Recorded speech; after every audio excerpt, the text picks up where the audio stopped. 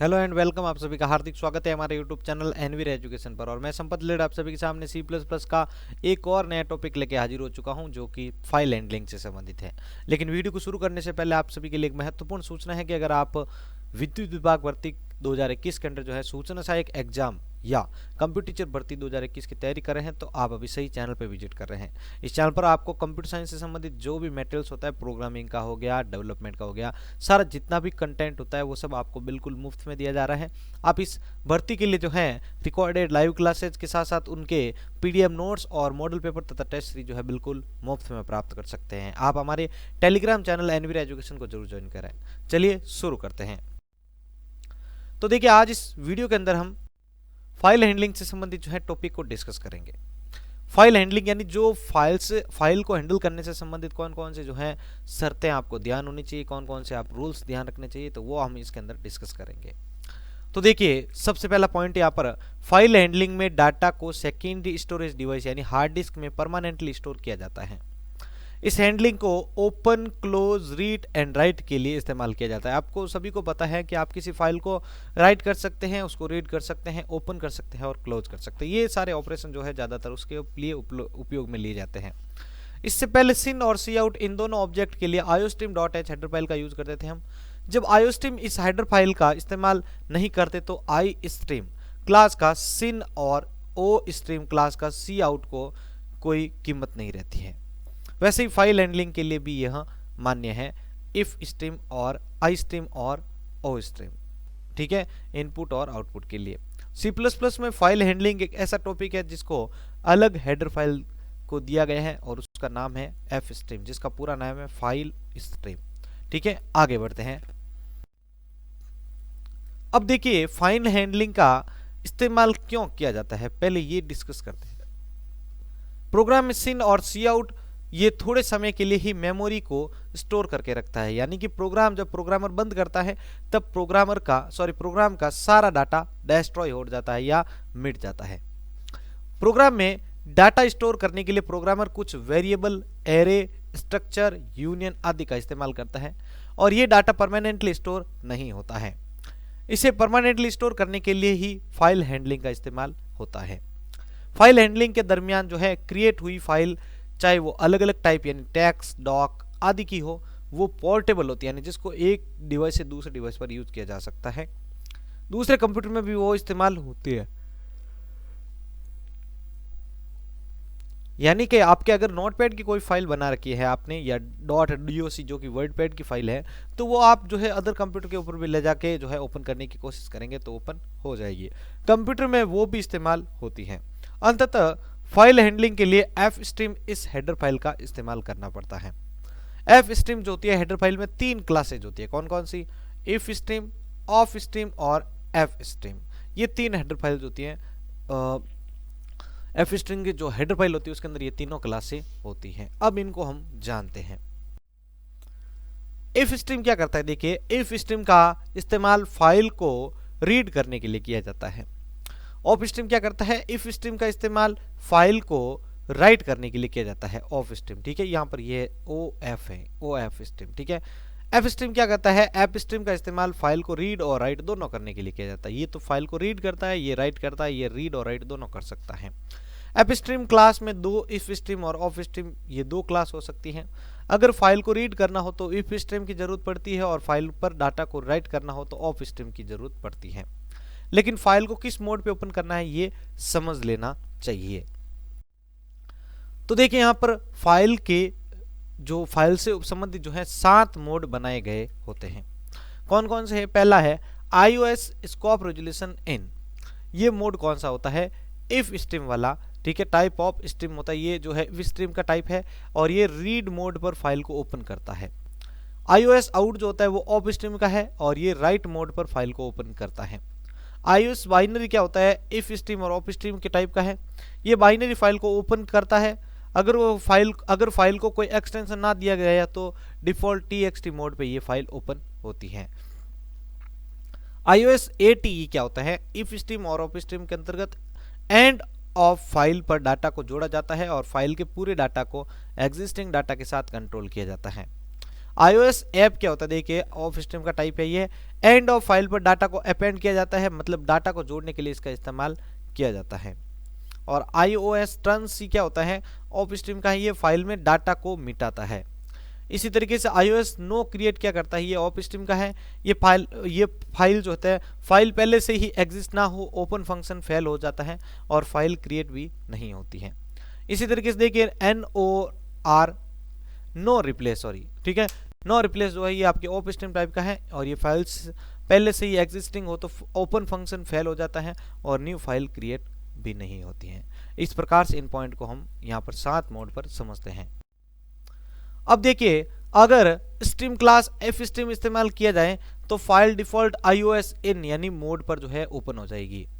अगर stream class of stream इस्तेमाल किया जाए तो file default iOS dot out scope resolution out यानी रीड राइट मोड पर जो है ये ओपन होती है। यहाँ पर देखिए किसी फाइल को ओपन करने का एक सिंटेक्स है, स्ट्रीम क्लास लिखी जाएगी पहले, फिर स्ट्रीम ऑब्जेक्ट आएगा, उसके बाद सेमीकलन, स्ट्रीम ऑब्जेक्ट डॉट ओपन और यहाँ पर फाइल का जो है नाम लिखेंगे जो फाइल ओपन करनी है। यहाँ पर एक एग्जांपल है, देखिए of stream F out and file out, F out dot open sample dot txt नाम की एक फाइल है और ये जो है iOS डॉट आउट ये स्कोप रेजोल्यूशन जो है इसको ओपन करने का कार्य करेगा।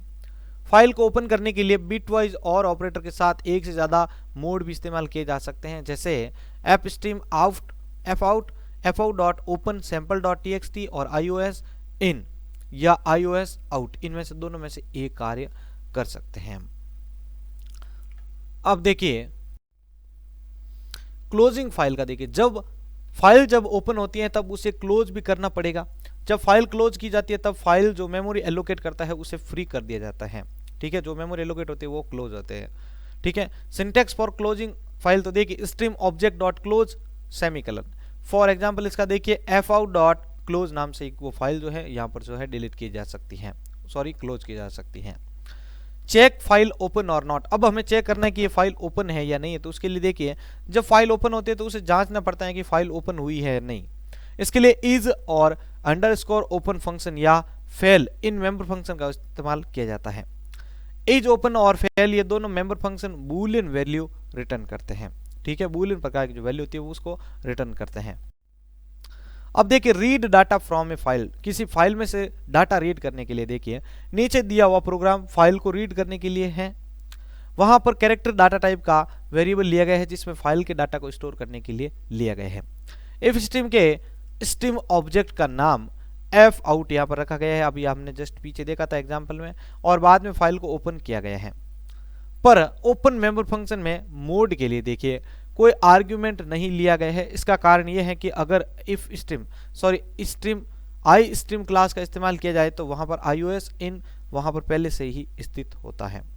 बाद में फाइल ओपन हुई है या नहीं है ये कंडीशन के द्वारा जांच किया जाता है, चेक किया जाता है। अगर फाइल ओपन हुई है तो प्रोग्राम कंटिन्यू होता है और अगर फाइल ओपन नहीं हुई है तो प्रोग्राम एग्जिट यानी stdlibrary.h इन फंक्शन के द्वारा जो है टर्मिनेट किया जाएगा। बाद में व्हाइल लूप के द्वारा फाइल एंड ऑफ फाइल, ठीक है, एंड ऑफ फाइल तक पहुंचती है या नहीं पहुंची तो ये चेक करने के लिए इस्तेमाल किया जाता है। चलिए आगे बढ़ते हैं।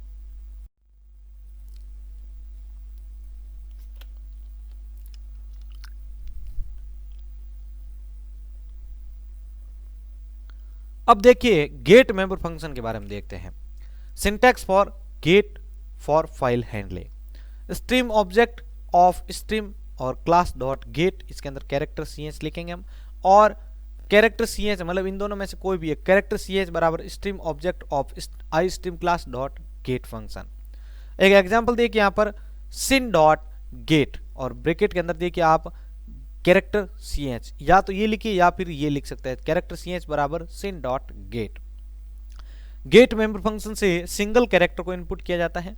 Gate function I stream class में डिफाइन होता है। इसका मतलब ये फंक्शन जो होता है इस्तेमाल करने के लिए iostream इस हेडर फाइल को इनपुट किया जाता है। गेट अनफॉर्मेटेड स्ट्रीम यानी IO फंक्शन होता है। गेट फंक्शन डाटा को रीड करने के लिए इस्तेमाल किया जाता है। sin और ch और sin डॉट गेट में क्या फर्क है, देखिए sin और ch में न्यू लाइन और व्हाइट स्पेस लेता नहीं है और sin डॉट गेट ये जो होता है वो न्यू लाइन और व्हाइट स्पेस को लेता है। ये इनके अंदर मेन डिफरेंस होता है, ये ध्यान रखना है आपको। चलिए आगे बढ़ते हैं। अब देखिए पुट मेंबर फंक्शन के बारे में देखते हैं। तो देखिए इसका सिंटेक्स से देखिए, stream object of stream class dot put, और इसके अंदर कैरेक्टर ch लिखेंगे। सिंटेक्स फॉर पुट और कंसोल देखिए cout डॉट पुट और ब्रैकेट में कैरेक्टर डॉट ch लिखेंगे। पुट मेंबर फंक्शन से सिंगल कैरेक्टर को आउटपुट लिया जाता है, और put member function put function जो होता है आपके ओ स्ट्रीम क्लास में डिफाइन होता है। इसका मतलब ये फंक्शन इस्तेमाल करने के लिए आयो स्ट्रीम इस हेडर फाइल को इंक्लूड करता है। Put unformatted stream IO function है। पुट फंक्शन डाटा को राइट करने के लिए इस्तेमाल किया जाता है। अब देखिए गेट लाइन मेंबर फंक्शन के बारे में। तो देखिए सबसे पहले इसका सिंटेक्स दिखाता हूं आप सभी को। Syntax for get line for file handling, stream object of stream class dot get line, और इसके अंदर देखिए लाइन और स्ट्रीम का साइज। अब देखिए इसका सिंटेक्स दूसरा गेट लाइन फॉर कंसोल का, सिन डॉट गेट लाइन ब्रैकेट के अंदर देखिए आप लाइन और स्ट्रीम का साइज लिखेंगे। गेट लाइन फंक्शन जो होता है इनपुट फंक्शन होता है जो लाइन को कीबोर्ड से इनपुट करता है। गेट लाइन फंक्शन जो होता है आई स्ट्रीम क्लास का मेंबर फंक्शन है। गेट लाइन फंक्शन के स्ट्रिंग के आखिर में नल कैरेक्टर होता है। तो साथियों आज इस वीडियो के अंदर आपको जो है फाइल हैंडलिंग से संबंधित हमने सारा जो टॉपिक है वो बताया है आपको। आप अपनी राय कमेंट बॉक्स में जरूर दीजिएगा कि आपको ये थ्योरी क्लास समझ में आई है या नहीं आई है। अगर नहीं आया तो आपको एक बार इस जो है रिपीट जरूर करें। इंपॉर्टेंट पॉइंट के साथ जो है इसके अंदर आपको पढ़ाया गया है, और इसका जो प्रैक्टिकल क्लास है वो बहुत जल्द लेकर आने वाला हूँ। एक बार जो है थ्योरी वाला सारा कॉन्सेप्ट क्लियर हो जाएगा, उसके बाद हम प्रैक्टिकल भी समझेंगे साथियों। तो आप हमारे फेसबुक और इंस्टाग्राम पेज के साथ जरूर जुड़िएगा, टेलीग्राम के साथ भी जरूर जुड़े इस पीडीएफ को डाउनलोड करने के लिए, और इन सभी का लिंक आपको इस वीडियो के नीचे डिस्क्रिप्शन में देखो मिल जाएगा। इसी के साथ मैं संपत लीड आप सभी से अलविदा लेता हूं। मिलते हैं C++ के एक नए वीडियो में। धन्यवाद।